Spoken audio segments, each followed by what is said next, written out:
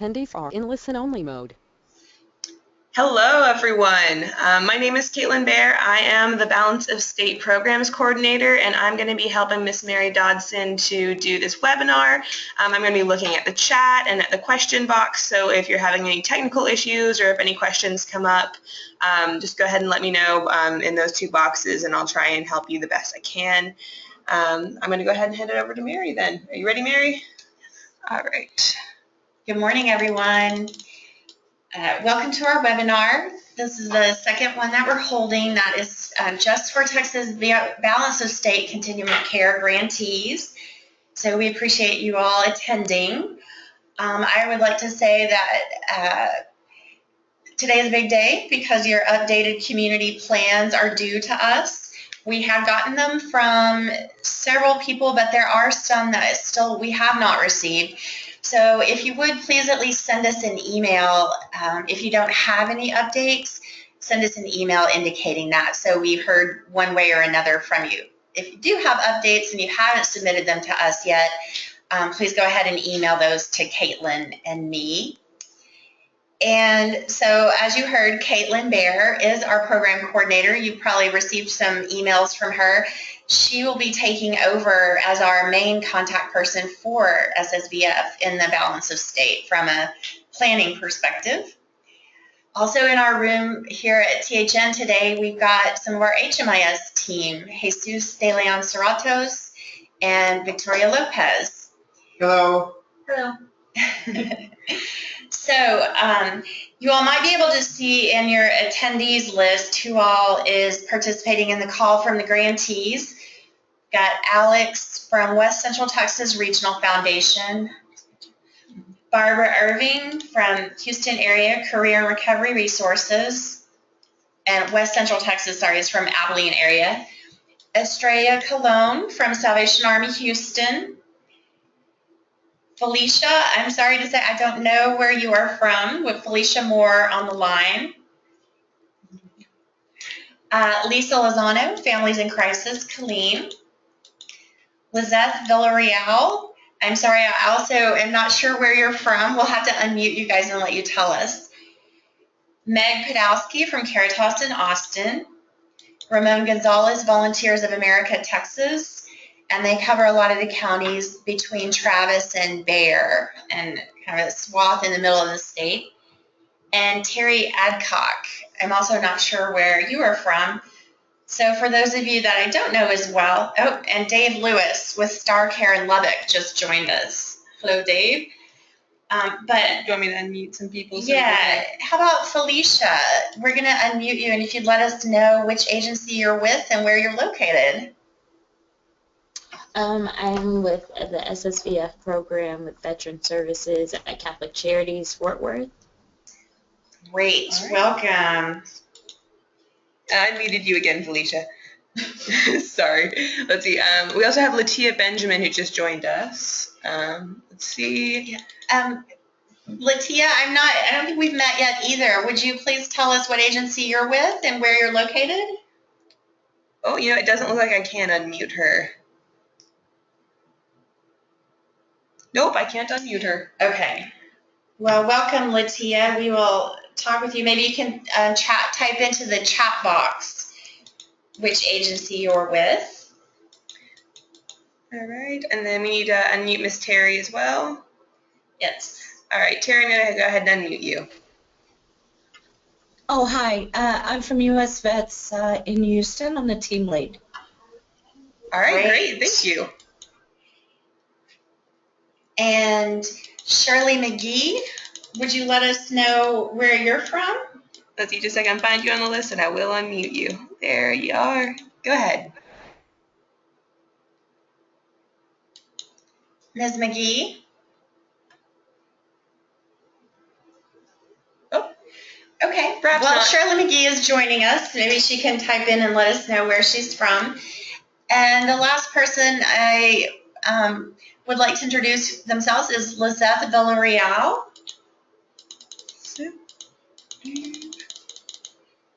All right, Lizeth, you're unmuted. I'm with Family Endeavors in San Antonio. Great. Well, thank you all for joining us today. It's great to have you on the call.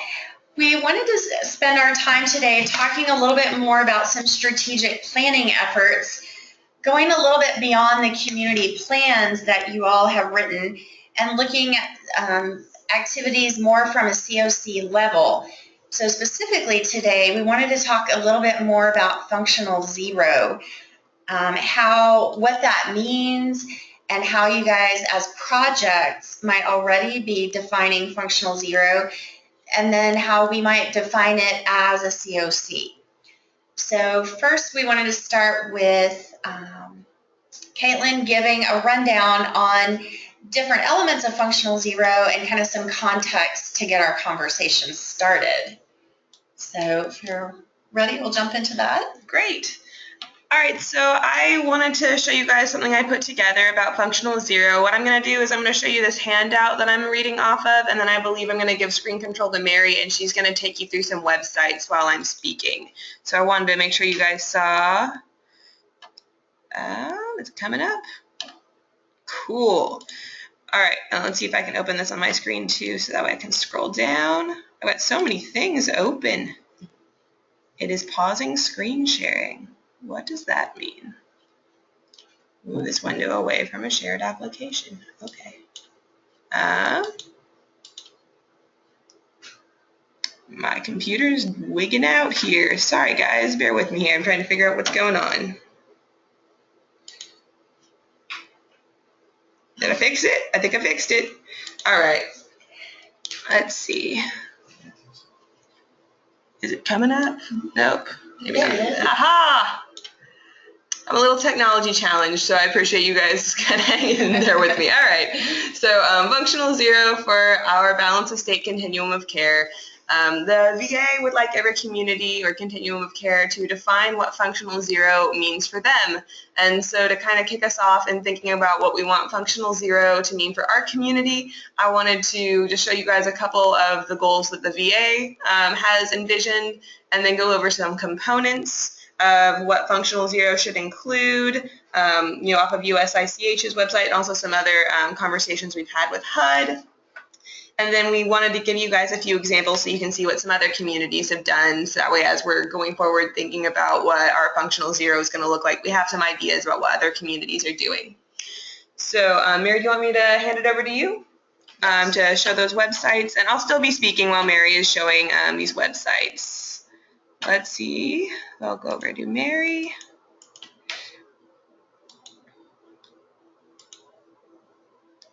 All right.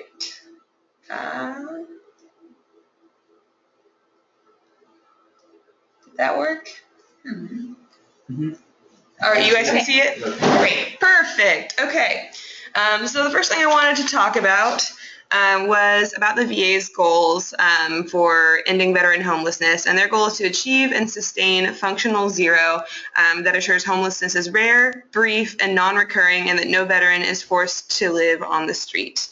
So they suggest a number of measurable goals to this effect, most of them around permanent housing placements, the length of time homeless, the daily census about who's homeless at any given time.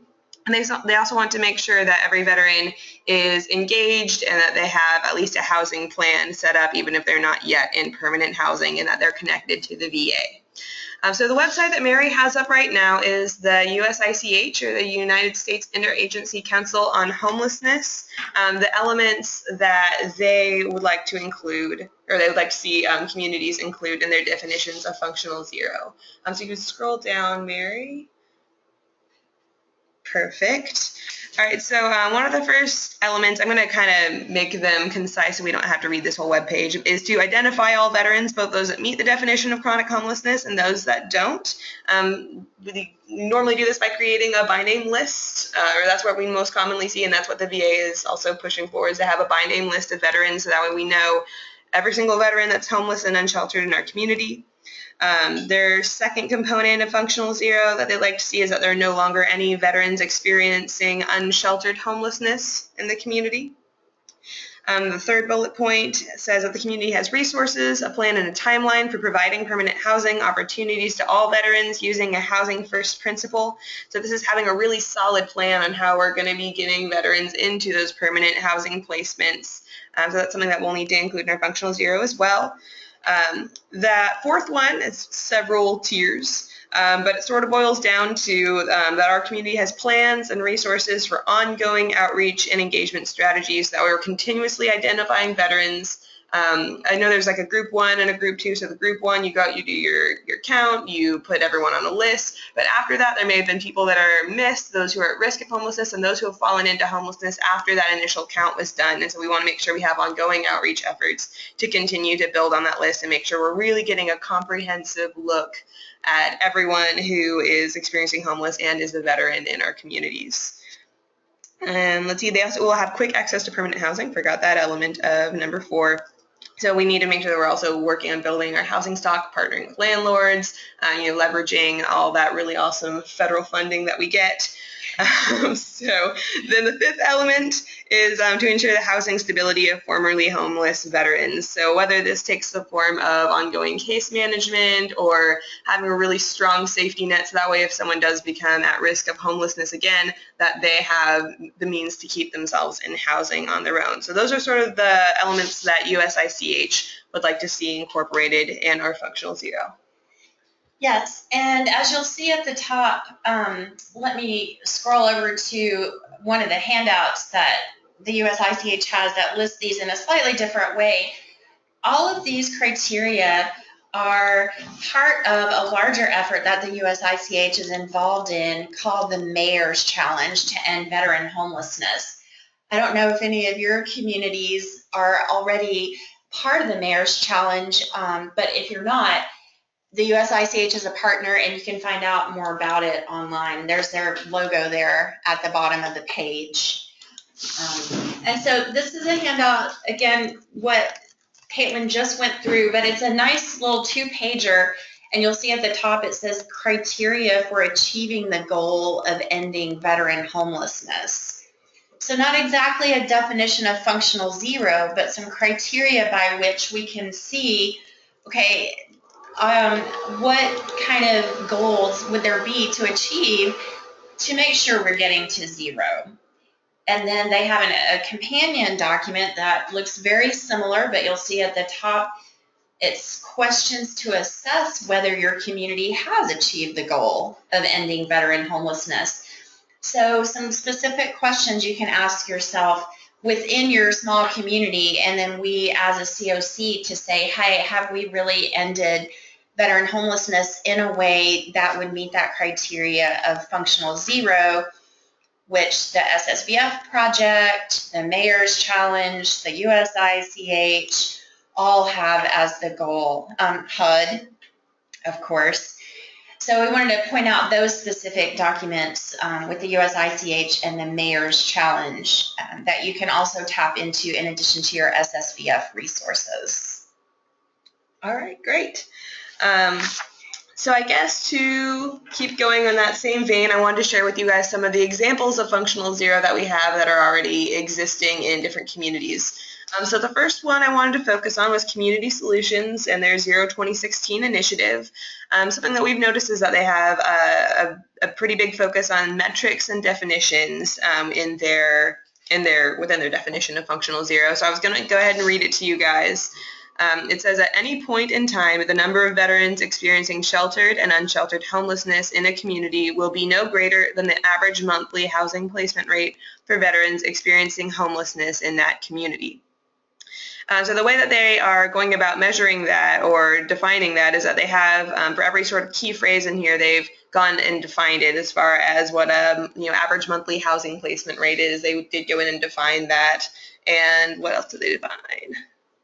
There was something else, and now it's totally slipping my mind. But there are 4 elements that they used in a handout that we got from them. I don't know if I've seen this website before, actually, Mary. Yeah, go back. Let's see.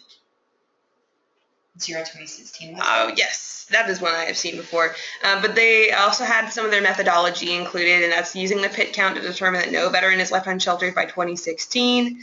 They defined what monthly housing placement rate was, and also what a permanent placement, what counts as a permanent placement, whether that's subsidized, unsubsidized, or with friends and family. They've decided a certain subset of placements count as permanent placements. They've also mandated HMIS usage to track permanent housing placements, and they've also mandated the use of housing first principles in their accomplishment of their functional zero. So that's just one community's examples of what they've decided to call a functional zero and how they're tracking it and making sure that they're obtaining it. Here in Austin, there's also a group called ECHO, which is Ending Community Homelessness. They have also made a definition of functional zero. What I think is interesting about theirs is that it's not a definition. It's austinecho.org, I believe, is their website. Oh, I think I have it in our SSVF folder. Perfect. What I think is interesting about their definition is that it isn't really a definition like you look up in a dictionary, but it says that Austin Travis County community will have accomplished functional zero when the following have been accomplished. So their first is that the Austin Travis County community has identified all veterans experiencing homelessness, and then underneath that you'll see that they have a series of strategies that they will use to accomplish this goal. And then the second one is that the community no longer has any veterans experiencing involuntary unsheltered homelessness, and below they have their list of strategies. So every bullet point has a list of strategies that they're using to accomplish whatever goal that is, and they've decided that once they've reached all of these goals, that functional zero will have been accomplished, which is interesting. Right, and you'll see that as it references here at the bottom, they've taken those elements from the USICH page and the Mayor's Challenge to expand on it and tailor it to the Austin community. So numbers 1 through 5 we saw a few moments ago on the USICH and Mayor's Challenge page, and Austin has chosen to define functional zero by fleshing out what those overarching goals mean in the Austin Travis County community. So that's one way that a community can define, or a COC can define what is functional zero. Mm-hmm. And the last one I wanted to share with you all is actually from New Orleans. I'm sorry, I didn't tell you about this one, Mary. This one snuck in last minute. The reason why I'm sharing it with you all is because after the definition, they had a series of reasons why they think their definition is good and some guiding principles. And I think those can really help us as a COC kind of have a framework for what a definition that's going to work well for everyone looks like. So their definition is every newly discovered veteran living on the streets or in emergency shelter is provided permanent housing within an average of 30 days of finding them unless they choose to enter a long-term treatment program instead. So one of the reasons that they chose this definition was because it was easy to understand for both partners and public. There's not a lot of jargon in there. Most people can understand what a permanent housing placement is, at least in their mind, even if they don't know what the HUD definition of it is. It is very easy to understand. It's enduring and easy to implement. It's not going to change with time. So something about the community solutions definition is that there's an average monthly housing placement that has to continuously be calculated. Something that New Orleans wanted to avoid was not having a definition that was going to change with time. So that's something that was important to them. Whether or not that's going to be important to us as a COC is something that's up for discussion. Then they also like that definition because it focuses on the impact on individual veterans. It also focuses on those in the most dire homeless situations. So they only did people who were literally homeless, that's in their shelters or literally on the streets. They didn't include those who were at risk of homelessness or who were doubled up in their definition. And they also thought that their definition was realistic and it counts for resistant individuals that may take longer to house. And then lastly, it was consistent with the USICH and 2016 standards. So those were all things that they took into account as they were trying to craft this definition. I thought those would be good guiding principles for us to think about as well as we're crafting our own. Great. Thank you. Oh my gosh, Caitlin has done so much research in the past few days on functional zero. And so I wanted to transition us over now. Thank you so much for all of that context and different examples from various places. Now we're going to turn it a little bit back more to SSVF, because all of those principles that Caitlin has just talked about are in fact reflected in our community plan summary. In those questions that the VA has asked us to update a couple of times now, most recently for today's submission, specifically question 3BB, you'll see length of time homeless goal. Our average, just by looking at all of the community plans that you guys had submitted in July, or for the July 1st update, our average was 32 days. That might be perfectly realistic within the Texas Balance of State COC. We know in some of the more rural areas there might not be as much housing available. Some of you that are serving large sections of the Balance of State COC have only gotten your grants earlier this year, so you're still ramping up to some extent, or you might have full staffing now, but you're still engaging with your other community partners and that sort of thing. So ideally, I guess within 30 days would be a goal that the VA would like to see, but right now ours stands at 32 days.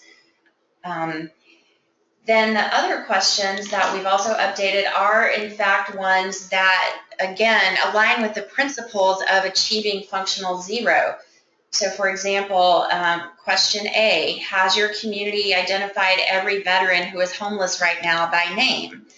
That correlates to the USICH and Mayor's Challenge goal number 1 of knowing everyone by name, having that master list. And I know a lot of you are already using that every week or 2 weeks as you're meeting with your community partners.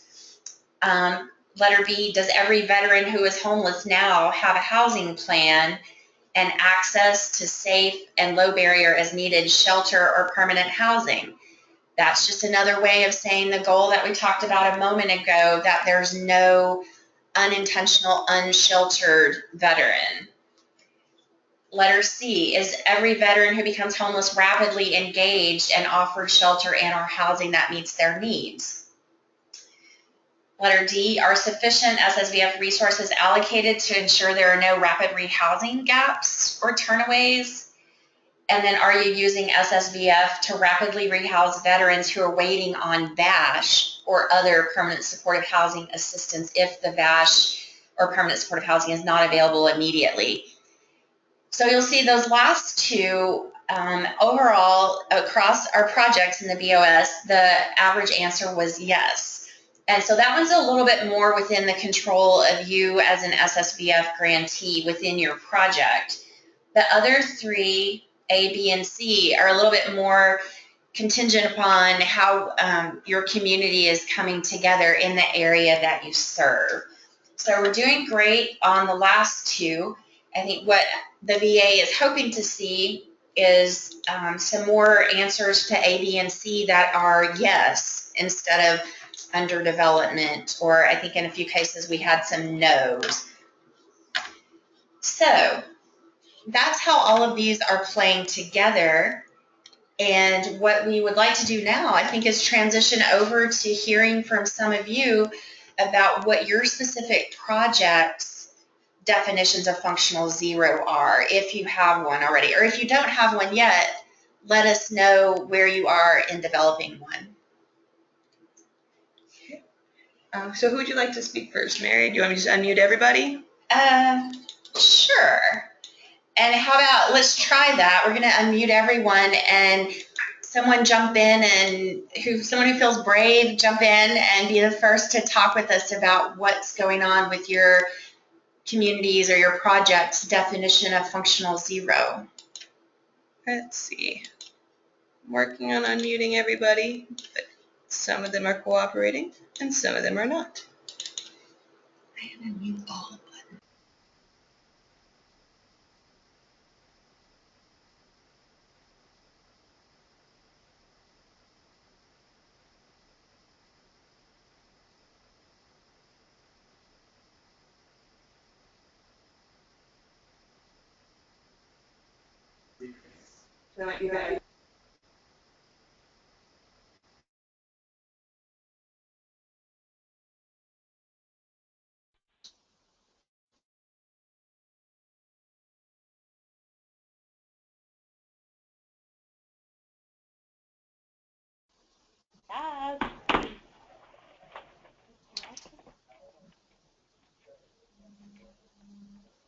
Hello.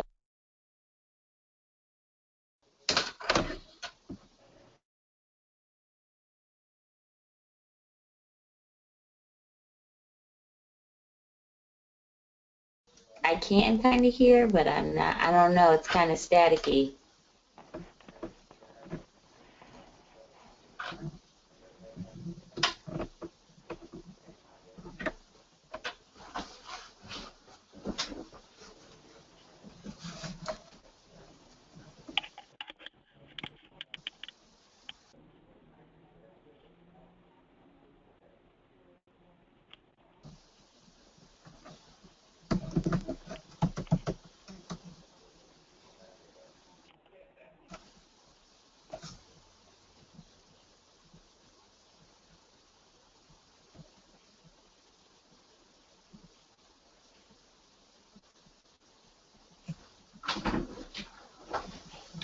Do you know if Eric is still on digital? Mm-mm. What? Why didn't nobody tell me this?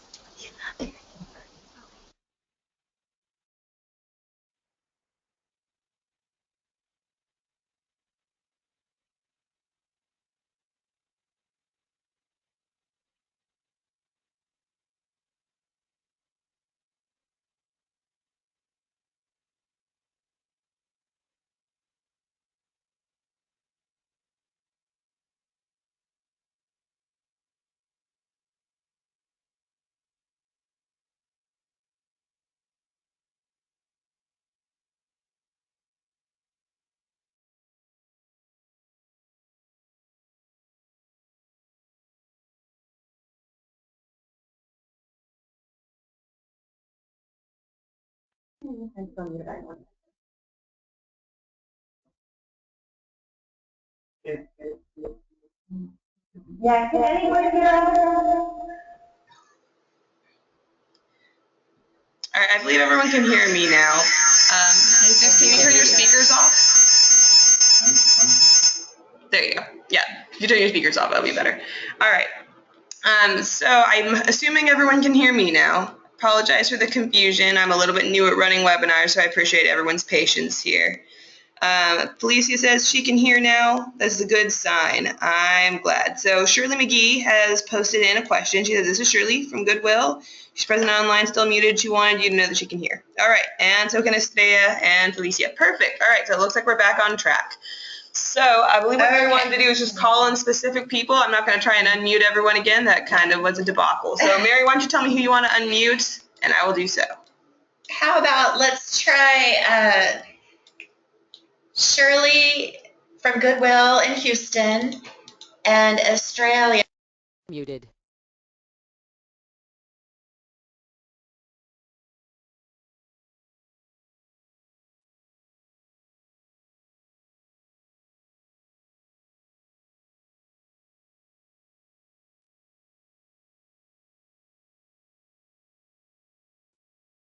Unmuted. All right, so Shirley, go ahead, and if you can hear us, go ahead and back at me. Go ahead and share.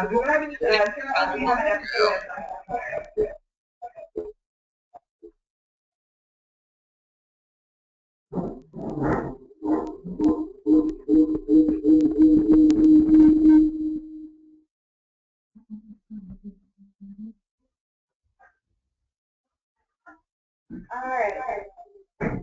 Yeah, we're trying to get feedback from you guys. We're getting the wrong kind of feedback. Technological feedback.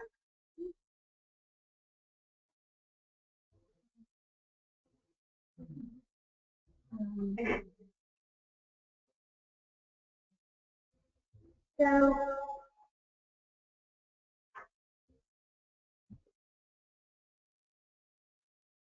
okay. All right. I'm trying to get feedback from you guys, but our audio doesn't seem to be cooperating, so we're going to get one of our coworkers to see if he can let us know the trick. In the meantime, I think we'll postpone this discussion for the moment, and then we'll go on to some other things on the agenda, because I really do want your feedback for our next steps on functional zero. So in the meantime, I think we'll turn it over to our HMIS team, Jesus and Victoria, to talk with us a little bit more about data and performance. Yay. Hi, can everybody hear me? I'm guessing yes. But if it's a no, just write in there so we can know, and I can either try speaking louder, or I just don't want you to miss all this good information. We actually are again in the middle of transition here in our HMIS team. Up to this point, actually last upload was conducted by Victoria, who's here with us right now, and well, we find a lot of interesting information in there. We noticed also that well, you guys noticed that we didn't send you this time Universal Data Quality Report. We were actually traveling. We usually not want to do it this way. We prefer when we send you UDQ before we do the upload. But this time was a special occasion. We were not in the office. We were traveling. We had to do it right away. But one of the characteristics about the upload is that the VA also run their own data quality. And thanks to that, we were able to figure out also, I think there was only 2 programs that were below the passing mark. But then thanks to that, we got in touch with them, we helped them out, and everybody got a score above 90%, which is the lowest grade you can have. So this makes me want to remind everybody to just keep in mind, remind your staff that training is still one of our major features. We want everybody to know that if you need additional training, if you need, and this is something, I mean, for the ones that I have trained so far, I always say during the trainings, if you guys feel like you're not getting enough, if you feel like you're in the middle of an intake and you're having questions, stop the intake, give us a call, send us an email, and we want to make sure that you know exactly what you're doing. Sometimes when you're training, the questions don't come until you start using the system. So we want to make sure that if that's the case, if you have an issue, immediately get in touch with us. We'll try to solve it immediately. Regarding to HMIS, we know that in the future, in the near future, it's going to be very, very important for us that want to achieve the functional 0. In the case for the cities that have already reached that, we notice that they're using a lot of HMIS data. They're using a lot of point-in-time data, but that's not the only sources they use. I mean, that's something to keep in mind. PIT data is only once a year. It's a snapshot. Much of the street data is collected by volunteers who may have a higher error rate. HMIS data is unverified and has inadequate coverage for those living in the streets. So just to point out about HMIS or point in time, those are good resources, but that's not the only resources. What I noticed in my research also when I was researching about New Orleans, actually we heard the conference back in April, and what they did, and I think that was one of the main components for them to reach this functional 0, was they created a master list of all veterans known to be living in emergency shelter or on the streets or in abandoned buildings using HMIS, point in time, and permanent supportive housing register data. And then the VA was asked to review that list and others, and as well as the process of verifying veteran status. They had several groups. I mean, so it's a community effort. It's a whole lot of work, but we want to make sure that you guys, at least on our end, on the HMIS side, you got everything that you need. So that's why I like to remind everybody that we keep making ourselves available for your questions, for your in case you need to train, retrain. It's okay to ask. That's what we're here for. So far, I don't feel like any of our SSVF grantees are struggling. I think there was one maybe that was, but now I think everything is going back to normal. But we will keep an eye on it. We will keep an eye on your data. We will help you out, me, Victoria. And when we notice something, just know that we will let you know immediately. So we either can help you fix it, you can fix it. I mean, again, this is a team effort, and we're more than likely we're more than glad to help you out. I don't know if you want to add anything else on that regard, Victoria. No, just, to reiterate what Jesus said, if you feel like you need extra training, feel free to get in touch. If you have any lingering questions about any of the data that you're entering, get in touch. We're more than happy to help. And I'm really excited after doing the upload. It was really nice to see there were so many programs that had 98 and 99% accuracy, which was fantastic. And so good job, everyone, on that. It looks like we do have a question from the audience if one of you guys would like to take it. It's from Dave Lewis. He says, does HMIS have a way to capture homeless veterans that are in jail? Are they serving them? I'm not sure. Well, I mean, if yeah, that's the thing. I mean, like everything that everything that we can put into HMIS, we can take out. So if there's a way that somebody or an agency is serving those veterans in jail, then yes, but somebody has to enter that information. Gotcha. So it seems like if they're receiving services from an agency that has HMIS, they will be put in HMIS, but otherwise they won't. Yes. Okay. I hope that answered your question, Dave. If not, then I'm sure you can always send Jesus an email. Yes. Which is just jesus@thn.org. That's correct. All right. Yeah, I think that's one of the challenges that we have with the HMIS data or the VA data, is that the only way that a person's information would be in it is if their data was entered into one of those systems by a service provider that is already serving them to some extent.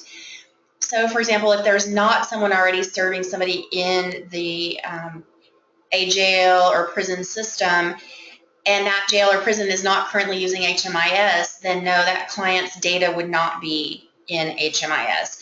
There are some ways, however, that some communities have done sort of data matching, they call it. So, for example, if for your community you have your master list or you have data from HMIS or from a VA database, as a community, you all can compare that data set with a data set from the jail or prison so that the data systems themselves wouldn't have to be combined, or the data wouldn't even have to be matched within an electronic system, but you all could bring data to the table, like in essence print it out or on a computer screen from each of the two different data systems, as long as your release of information is allowing that and the clients have agreed to have their data shared in that way. Yeah, I know, and we can, I mean, we as HMIS, we can help provide a comprehensive list of veterans in the area, even in other programs that are not necessarily SSVF. We can run reports, we can create queries.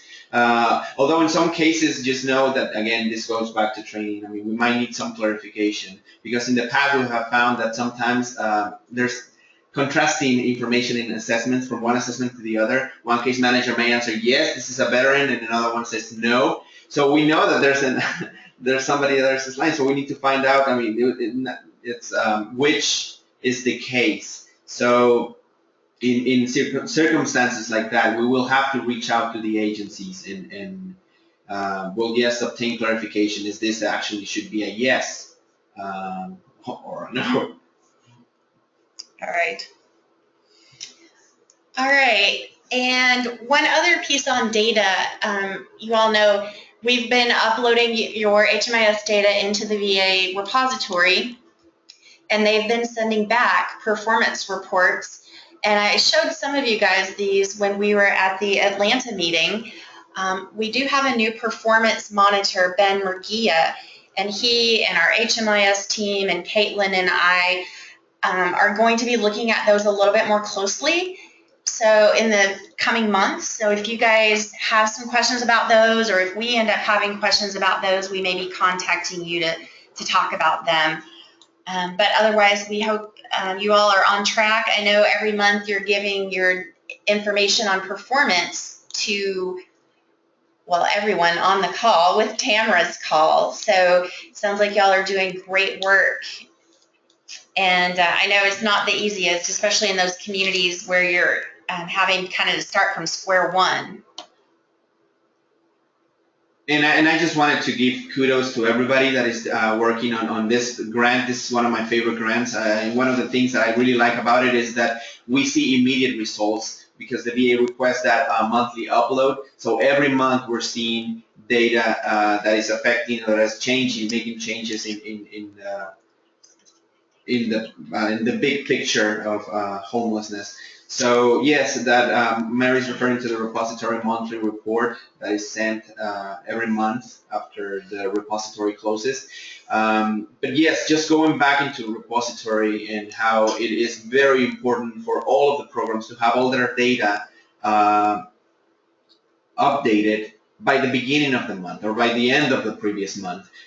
Because as you know, the repository only gives us enough time to create the uploads. I mean, sometimes it's 5 days, sometimes like this last time it was 7, but we were really prefer to have those uploads done within the first days. So in cases that there need to be some modifications, some other corrections, we have enough time to conduct another or second upload to make sure that all your data is accurate and correct.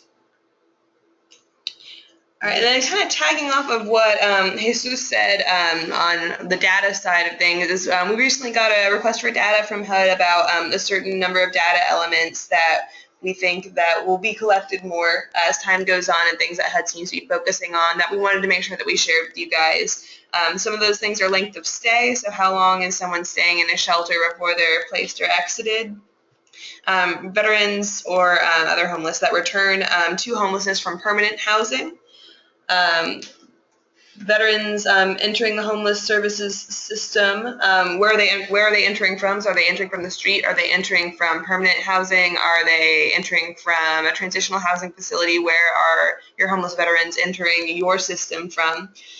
The effectiveness of your outreach programs in reaching veterans. So the way that they're measuring that is the percent of people who have received outreach that were veterans. So they want to make sure that veterans are being included and even targeted in your outreach efforts, and how well everyone is identifying the special needs of veterans as far as disability, HIV/AIDS status, whether they have minor children, things like that. So making sure that we're really capturing their special issues that they have for them and their families. Great. Thank you for that, all of you on the team. And so you see, we are getting a much more comprehensive plan together of ending veteran homelessness in the balance of state COC, of which SSVF is a large part. But there are some other elements that we're looking at as well. Those communities that don't have an SSVF program, or they have other VA programs, or they might not have any veteran-specific programs at all. We're trying to track all of that in a really meaningful way. So if you have questions about any of that, certainly let us know, and we'll let you know what else might be happening in your community. All right, so transitioning from what's already happening in HMIS, I wanted to talk a little bit about how we might track functional zero. And again, it's by looking at some of those data elements that Caitlin just pointed out, and that Victoria and Jesus are already looking at in the HMIS data that comes through, length of stay, and that's the same as question 3BB in your community plan. How many veterans are in a homeless situation? You guys, VA didn't ask for an update on that, but in your community plan, there was a question about how many or how few veterans, ideally, you're thinking you will count in your community in the next point in time count in January of next year. So again, we wanted some feedback from your communities about how, if you have a definition of functional zero, if you're already tracking your progress toward meeting the goals through HMIS or through coordinated access or assessment, through the development of a master list, which I think most of you have, because I know Tamara asks you about that every month. And then is there any way that THN can help with those efforts? So we have our HMIS team in-house. Actually, let me give me screen control. I can give you screen control. I'm going to get screen control back because I want to show you on the second option through coordinated access. That's the project, that's the name we have for the project. There is a project that we have going on called Coordinated Access, and it's a way of delivering homeless services that's a much more coordinated way and client-friendly way where everybody who is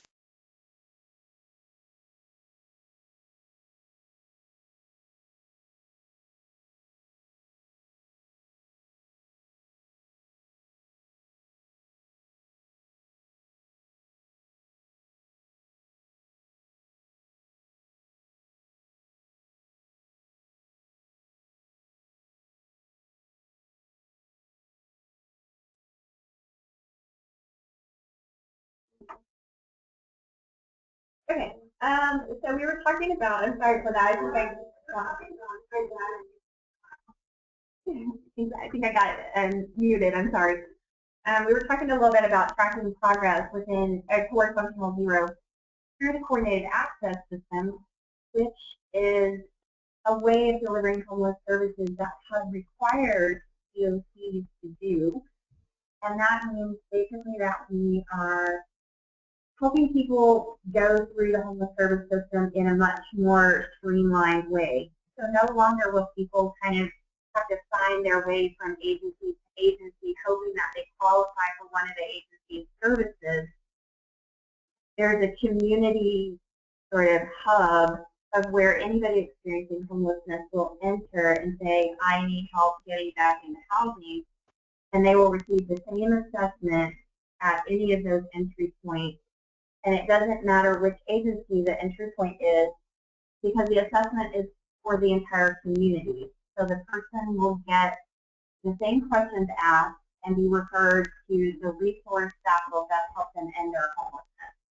So it's kind of a way of doing our business that's much more client-friendly and streamlined. So as a balance of state COC, we have to carry out this implementation of this new way of doing things all across the balance of state. So we've broken things down by community.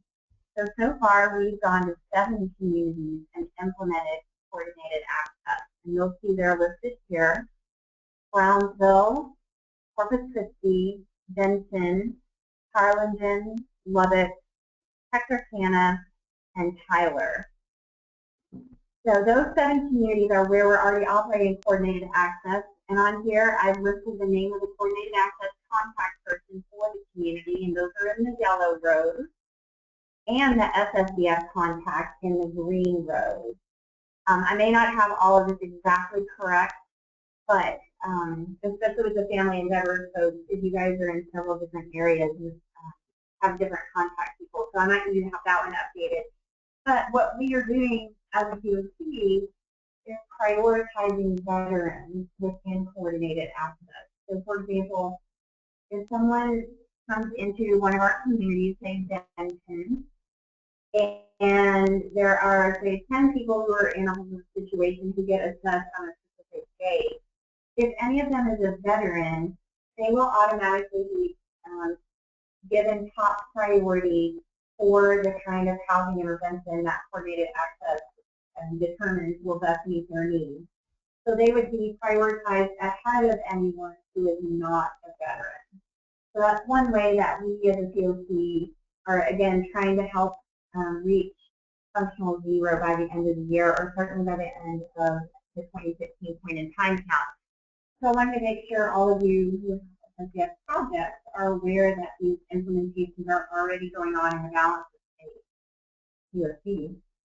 And over the course of the next 6 months or so, we're going to be working with all of our other communities in the balance of state to get this kind of service delivery showing there as well. But these are the 7 that we started with. So if you haven't connected with him yet, it would be a great idea to do that. So I'm not sure that we have a way that we can get feedback from all of you, but I think there would be a way. I think you would have and so Mary, if you'll mute your mic, and I'll take presentation back, you can try and unmute it.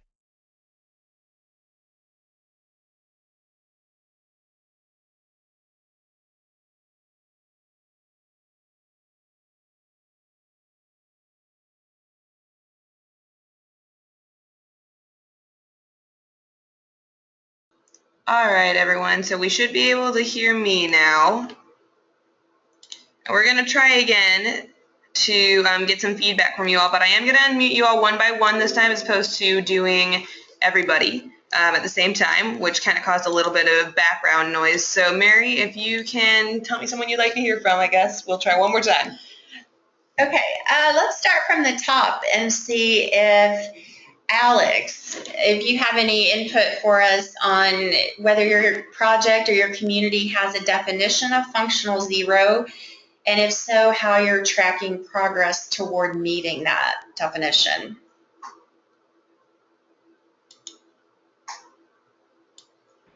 Okay. Can you hear me? Yes, ma'am, we sure can. Hello. Okay. I don't have, we didn't actually, we meet pretty much very frequently. We were doing it on a monthly basis. We kind of developed what we call our closest partners that work with us. We kind of did a small coalition, and we've been working on a lot of different projects to try to tackle to make sure that we're reaching, with all the different rural areas that we have, that we are reaching everyone and trying to identify those homeless veterans that are there, because some of our rural areas are very not necessarily close to some of our main offices, so they're a little bit more isolated. So that has been a little bit of a challenge for us. However, working as a team has strengthened us because we are trying to put on events where we're in the progress of, hopefully here in a couple of weeks, we're working on ironing out a date and putting a team together to do another small pit count to see if we can identify any additional veterans that we have missed on our ongoing master list. Our master list, we try to keep it updated weekly, but being that it's kind of closing at the end of our closing month this month, we've been a little bit more behind than normal. So I don't necessarily have all the figures together as a community because we haven't met for this month yet. So usually when we meet at the meeting, we have the Public Housing Authority on the group. We have, of course, HUD-VASH. We don't have a GPD grant in our area, so we don't have anyone to participate on that.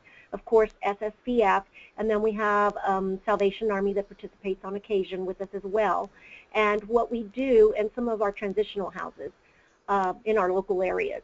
And so what we do is we meet and we talk about different cases and how we can help them. The way we're defining functioning zero, we are trying to make sure that we have everybody's name, whether we're sharing the case or not, to make sure that they're getting the assistance that they need as a combined effort. We have run across a few, I'd say not a handful, but maybe 2 or 3 veterans that we have struggled with because they don't necessarily want to stay housed or have had some difficulty. So we've tried to refer them to other agencies like our HMR or peer groups or things like that to assist on some of the other things that they need assistance with. So I believe as a coordinated effort, our community is well on our way to improving on how we're collecting data and trying to make sure that we're covering our vast area since we're kind of spread out pretty thin. We cover like over 1,900 square miles, so you're talking some of the rural areas are an hour and a half. So we've also developed where we have some additional offices in some of our other counties that are about an hour away. So we have a case manager or a veteran specialist that may be in that area once a week. So the community knows that they're there, so if they have any referrals they can send, or so they can go visit with some of the key partners or future partners to see if we're making sure that we're covering enough territory to cover the areas. Because we do have the challenge of the rural areas. We don't necessarily have, I should say necessarily, I think sometimes we're afraid that we're maybe leaving a stone unturned, so there's somebody out there that we're not aware of. So we're trying to improve all our techniques on that and brainstorm on it. So that's kind of where we sit right now. Oh, awesome. Thank you so much for sharing, Alex. Yeah, so some of your main strategies on working toward functional zero is making sure you have everyone's name, and on an ongoing basis you're updating the list and doing ongoing outreach and checking in with your community partners to see how many people are in fact getting housed and whatever else they might need. So let's talk to maybe some of the Houston folks now. Barbara, Estrella, Shirley from Goodwill. Any of you want to jump in and talk to us a little bit more about your functional zero for balance of state?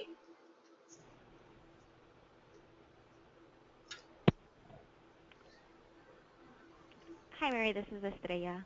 Hello. So we have not met in a little while. So we haven't come up with our functional zero definition for the balance of state area. We pretty much do what we have in the Houston area, but we haven't come up with something specifically for balance of state. So I'm not really sure where everybody's at with their, like, specifically with what they're working on either. I'm hoping that we get together sometime this month, but we haven't in a couple of months, unfortunately. Okay, that's great to have a status update. We haven't defined one as an overall COC yet either, obviously, which is what we're doing right now. So thank you for the feedback from Houston. And if when you guys do meet, if you come up with some more details on that, certainly just let us know. Okay, thank you. I'm going to mute you again, Estrella. Yeah, Barbara and Shirley. Yeah. So how about let's move to Lubbock with Dave. All right, Dave, you are unmuted. Okay, can you hear me? Yes, sir, we can. Okay, so today's session has been very useful to us in helping to guide us on some of those questions we need to ask for functional zero. So I thank you for that. Hopefully you'll be able to make those documents available to us. Yes, we absolutely will. Great. So that will be very helpful because we've been struggling with this concept for a while ourselves. We have basically created a master list and kind of set a date and said if we're going to solve this master list by the end of the year, then we drew a line and said, here's who's on the original master list. Everybody else will consider steady state. However, with the new information today, I think we'll be able to get to a more refined solution. I echo Alex in the challenge in the rural areas. We have had our best success working with the jails, the DAs, the sheriffs in finding the chronic, shall I say, problem children that they know about that may enter their jail homeless and may exit. The other thing we're doing is using, to the best of our abilities, the veteran service offices, if they exist in the rural areas, to get an idea of what they know. So we treat it as a military search and rescue mission that has produced quite good results for us. Again, I echo Alex's words about the tyranny of distance that we face in the rural areas. So we feel like we have a really good handle on most of the urban areas that we serve, but some of the more distant rural areas become a big challenge for us. Sure. And it's true. That is a reality. And I don't have any easy answers for that. We face that with all of our continuum of care planning. But it sounds like you guys are doing the exact kinds of things that others do in rural areas or balance of state areas, which is kind of just, one by one, finding those community partners that are available in your community to work together to at least identify veterans and get them housed, quite simply. So if that's where you are right now, even if you don't have a lot of these other questions yet answered about functional zero or the data backing up how you're making your progress, I think y'all are all definitely on the right track. Okay, thanks. You're welcome. All right, so next, how about Felicia? Do you have anything that you want to talk about with functional zero from the Catholic Charities coverage area? Basically what we've been doing, I don't remember what his name was before me, but we've been really working with community outreach, and we have monthly THC meetings that the community resources in our area are coming together, and we are in different areas around here. We're located also.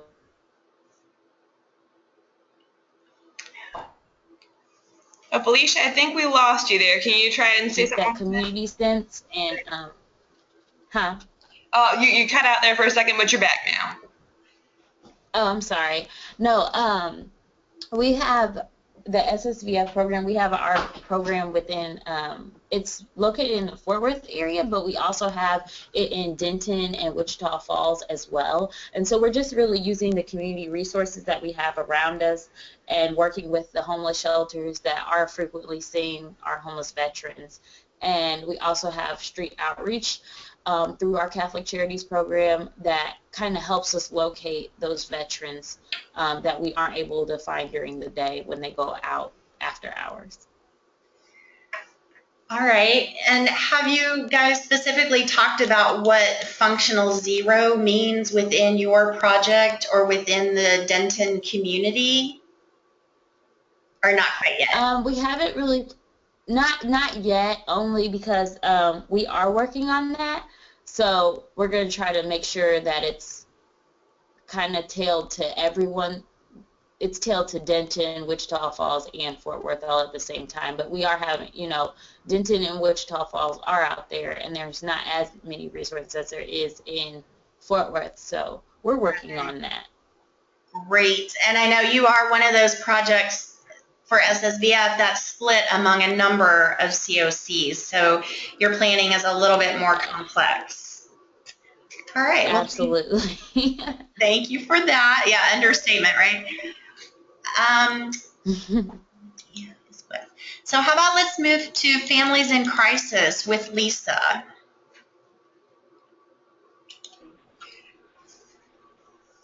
Hello? Yes, hello. Can you hear me? Yes. We have a team that meets every other week, and we haven't really defined a local definition of functional zero. We've kind of been following the VA's definition. So we do have a master list that we update weekly, and we're basically going along the lines of not having any veterans that are experiencing unsheltered homelessness. Great. So, yeah, and so, like I said, we meet every other week. We have the homeless social worker, the community employment specialist, the BASH case managers, shelter coordinators, and we review the list, and then we staff the current cases that we're working on, and we're trying to get as many of them transitioned onto BASH as we can. Okay. And that's kind of where we are right now. Okay. Sounds good. And I know you guys are one of the projects that has had SSVF funding the longest. So I know 2011. Okay. We have one of the very first then, experiencing a lot of success out there. And so maybe we'll reach out to you later too, once we've been pulling together some pieces of a potential COC definition for functional zero to make sure that we're capturing the kinds of success that you guys are having. Okay. All right. How about let's go to Lizeth with Family Endeavors in the San Antonio area. I don't know if we're going to be able to unmute her. We sent her an audio pin. If she enters it, then we'll be able to hear her. But if not, then I don't know that we will. Okay, then how about we'll see if that works, but in the meantime, we'll go to Ramon with Volunteers of America, Texas.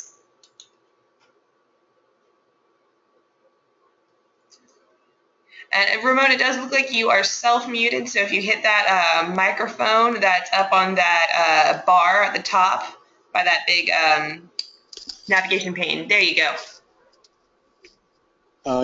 Can you hear me? Yes, sir, we can. Yeah, we have not developed a definition for functional zero. Our area coverage would require some significant coordination with organizations like Family Endeavors and Families in Crisis and the GI Forum and Caritas of Boston. So we have not developed a definition of functional zero. We are, however, getting very busy very quickly since we just really got started, I want to say in June or so. Sure, you're a very new program. Yeah. Okay, well, then we will continue to touch base with you over the next few weeks or so as we're developing this definition. And then we will certainly be sending it out to all of you as a draft of what we've heard from you so far. And then for comment and any additional suggestions that you all would want to include in a COC-wide definition. Thank you. All right, then let's see. The only people we haven't heard from that are on the call are Terry. She's all the way down here at the bottom. With US Vets. I think you're in the Houston area too, right? Yes, ma'am. So did you want to add anything to what Estrella had said earlier? No, she's exactly right. We just keep plugging away. We have a bigger focus on, trying to keep those that we've housed in housing now. Okay. So she's exactly right. So what, if you would like to elaborate on that, I'm curious, as you're further down the road with this, do you have any pointers or specific things that you'd like to talk about in terms of helping people stay housed? The HUD-VASH case managers at the VA do a very good job of identifying those that need additional help if something's come up. And so we get a lot of referrals from them. So I would say just really partner with the VA HUD-VASH case managers so you can identify those vets quicker to get them the help they need faster. Okay, that's a great tip. I know not all of you have HUD-VASH vouchers in your coverage area, but for those of you who do, that's definitely a great connection to have. And in fact, I know some of you on your community plans have answered that, yes, you use your SSVF funding as people are waiting for HUD-VASH vouchers. But it's a great idea to reach out and make sure you're in constant communication with the HUD-VASH case managers as well, so all of you can be working together to help people remain in the housing. All right, well, I think we've heard from everyone. If we have not and you have another comment, please send into the chat box your question or your comment, but that gives us a lot more to go on in terms of us drafting a definition of functional zero that might work for all of you, that if you haven't already developed one for your local project, you could perhaps adopt. Okay, any other comments from our team here? Yeah, I have one actually. I'm preparing a webinar because there's going to be some new data elements that are going to be added specifically to the SSVF workflow. So I will discuss this in further detail, but I just wanted you guys to be aware of, in case you don't already, But anybody on SSVF programs must have this information entered into their records as of October 1st. The update is going to go live in our HMIS environment on September 28th. So we will have, like I said, a webinar before. But just so you know, there's 2 elements that are going to be added. But those 2 elements, I am under the impression that you already have these answers already in your files. So there's no need to bring clients back. Element 4.44, that's the homelessness prevention screening score, and that's a 1-2 digit integer field that will be added to collect the homelessness prevention screening score from SSVF projects. And the other one is 4.45, that's the VAMC station number. That's 1 up to 8 digit field that will be added to collect the VA Medical Center station number the bed is associated with from the SSVF projects. So again, these are both new elements that are going to go live into the live environment on September 28th. I will get more information from you anyways. There's no way you can miss them. It's going to be added just to the assessment. On the first part of the assessment, you will see those 2 elements appear next time you go after the date I just told you. But yeah, persons active in the projects on October 1st, 2015 must have that data entered on them. These new elements will be part of the CSV export beginning in November 2015. So if you have any questions regarding this, don't hesitate. You know how to get in touch with us. And that's all for me right now. I don't know if Victoria has anything else to add. No. So we did have a quick question from the audience. They want to know if the new elements are in HMIS. They will be on HMIS so September 28th. Right now, we're still playing with them in the training environment. Actually, they have access to the training environment. They can see them there already. All right. Okay. Great. Thanks for that update. The last kind of big category on our agenda for today is about gaps analyses.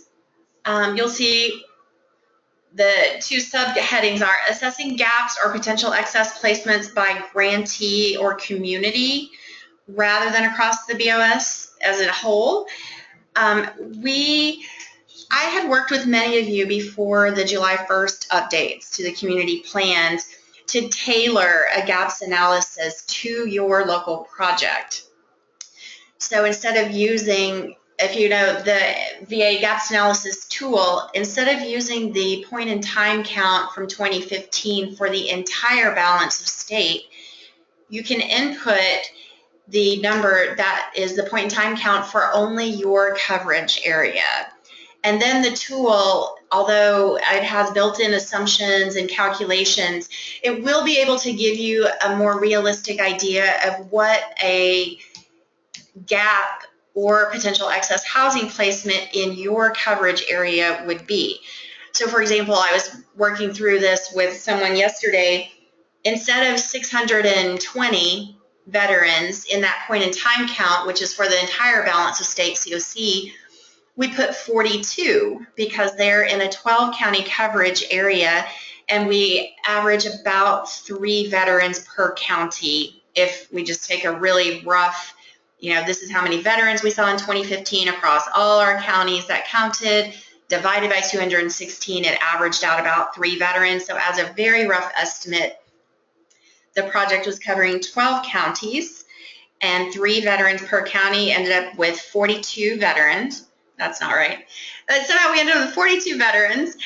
And so the calculations then worked out, it would ideally be 36. So maybe we used a little bit of a 3.5 or something.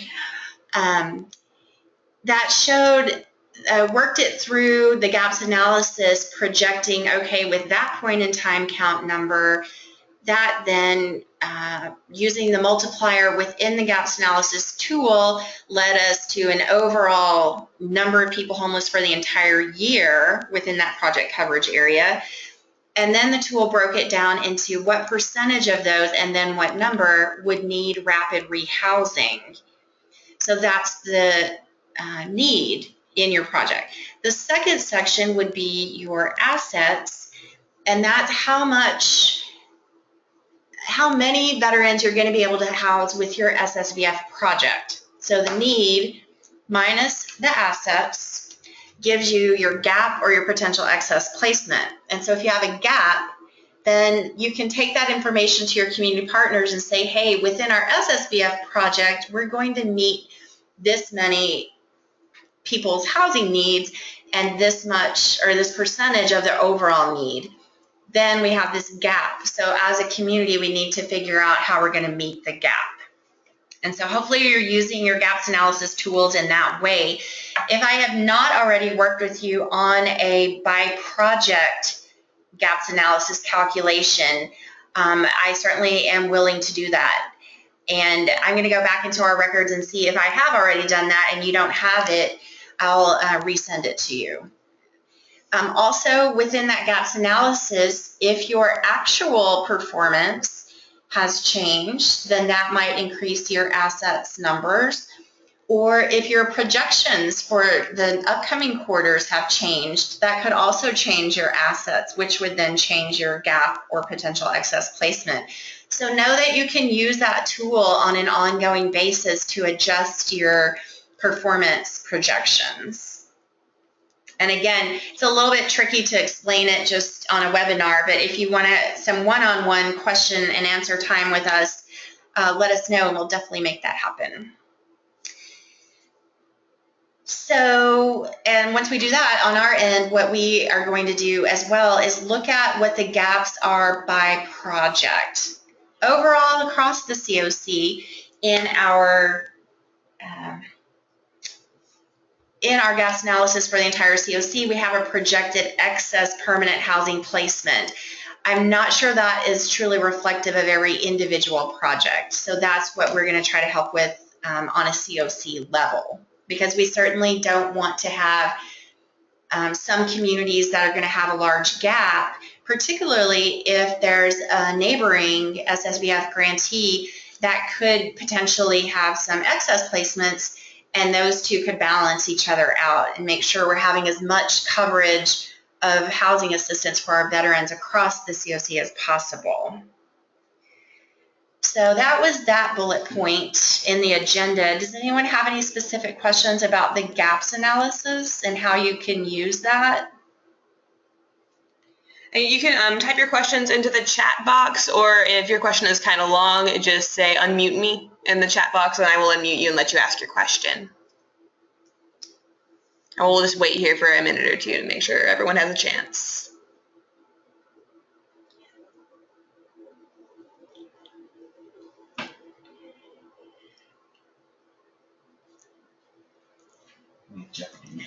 Yeah, Jesus is humming the Jeopardy tune. So, all right. Well, keep typing if you're already typing. I'm going to continue on, I believe. We do have some time for overall questions and answers. Specifically, we had 3 on the agenda. We did not get them in as a poll question where you could simply click on your screen to answer yes or no or give us a little verbiage. But some of the questions that we'd love to hear from you on, either now or in a later email or phone call, how is implementing housing first principles going in your projects? Also, have any of the mayors in your coverage area joined the Mayor's Challenge to End Veteran Homelessness that we talked about earlier in the meeting? Also, which grantees are involved with your local homeless coalition already? And then which of you are working with your communities through coordinated access? So those are some of the things we'd love to know from you. In fact, we may send out a little survey with those questions that you can answer. But in the meantime, if you want to tell us either now or in a phone call or email, that would be great. As we continue to get to know you and your projects better, I will tell you that the contact list that I showed earlier for coordinated access, we're not only sharing that with you guys as SSVF grantees, but we're also sharing that with our coordinated access contacts so that we're helping them know about you as well. And so that's been a big part of our role, I guess, as the COC lead agency in SSVF, is to try to connect you with anything that we already know about that's happening in your communities with homeless services or with other community planning. So if that's something, again, that you want to talk to us about one-on-one, certainly let us know and we can do that. Any other final comments from our team here? No, I think we're good to go. All right, and I don't see any questions from the audience, so I think we're going to go ahead and wrap up. Again, we so appreciate you taking the time this morning to talk with us about your program and a little bit more about Functional Zero. We will certainly be following up with you all on a draft definition for the Balance of State COC. We will be submitting the updated community plan to the VA today. If you have not, again, sent us your information, please either send us updates or send us a quick email saying that you don't have any updates. So we'll make sure to include the most current information from our BOS projects in the plan update for the VA this afternoon. And thank you all very much. I hope you have a great rest of the day. Goodbye. Thank you, Mary. Bye. Thank you, everybody.